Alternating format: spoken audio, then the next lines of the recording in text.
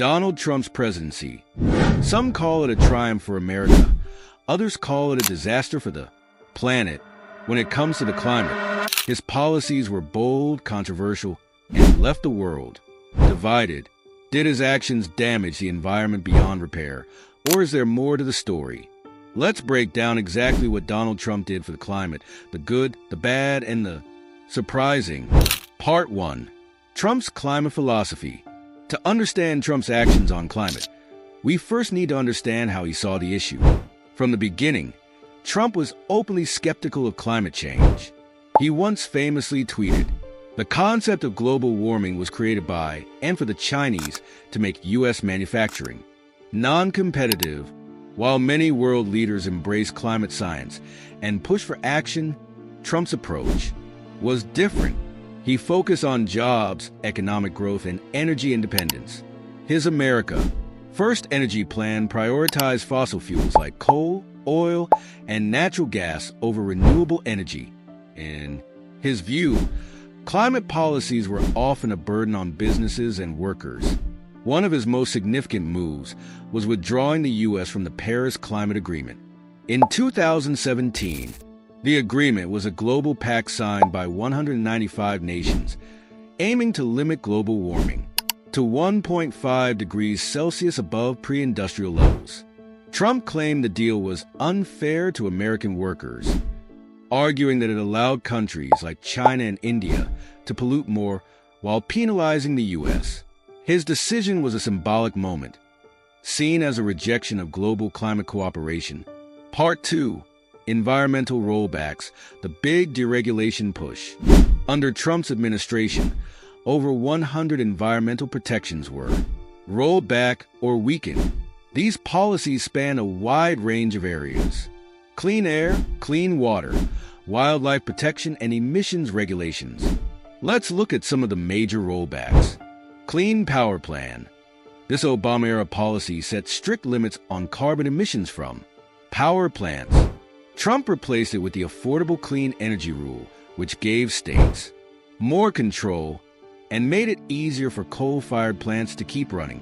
Methane emissions. Trump rolled back regulations on methane leaks from oil and gas operations. Even though methane is one of the most potent greenhouse gases. Clean water protections. He weakened the waters of the United States rule, reducing federal protections for streams, wetlands, and other water sources. Then there's the issue of fossil fuel development. Trump revived controversial projects like the Keystone XL and Dakota Access pipelines, arguing they would create jobs and boost energy independence. Critics pointed out the environmental risks, including oil spills and the impact on indigenous lands. His administration also expanded drilling on federal lands, including the Arctic National Wildlife Refuge, a pristine habitat that had been off-limits for decades. This decision faced backlash from environmental groups, but for Trump, it was all about maximizing America's energy. Part 3. The Renewable Energy Paradox. Here's the twist. While Trump pushed for coal and oil, renewable energy actually grew during his presidency. In fact, wind and solar power surged. How did that happen? The answer lies in economics. By the 2010s, the cost of renewable energy had dropped dramatically. Wind and solar became cheaper than coal and gas in many parts of the country. As a result, states like Texas and California, along with private companies, invested heavily in clean energy, even without federal support. And while Trump publicly downplayed climate change, his administration quietly promoted certain clean energy technologies. For example, they supported nuclear energy research and labeled natural gas as a cleaner fossil fuel alternative. But there's a catch. Renewable energy growth during Trump's term wasn't because of his policies. It happened in spite of them. States, local governments, and private companies took the lead, often clashing with federal priorities. This highlights a broader trend. Even when federal leadership lags, market forces and state-level actions can drive progress. Part 4. The COVID-19 effect on emissions. presidency, but not because of his policies. The COVID-19 pandemic in 2020 caused global emissions to plummet as industries shut down and travel came to a halt. In the U.S., transportation emissions, which are a major source of greenhouse gases, declined sharply. But this was a temporary effect, and emissions began rebounding as the economy reopened. So, while Trump's time in office saw lower emissions overall, it's important to understand the context behind those numbers. Part 5. The long-term impact and backlash. Trump's environmental policies sparked intense backlash, both at home and abroad.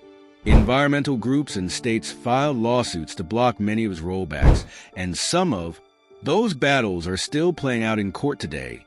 At the same time, Trump's presidency galvanized climate activism. Movements like Fridays for Future and the Sunrise Movement gained momentum, pushing climate change to the forefront of political discussions. His actions also set the stage for a stark policy reversal under President Biden, who rejoined the Paris Agreement on his first day in office and made climate a central focus of his agenda. Question remains: how much damage was done during Trump's tenure, and how long will it take? So, what's the verdict on Trump and the climate?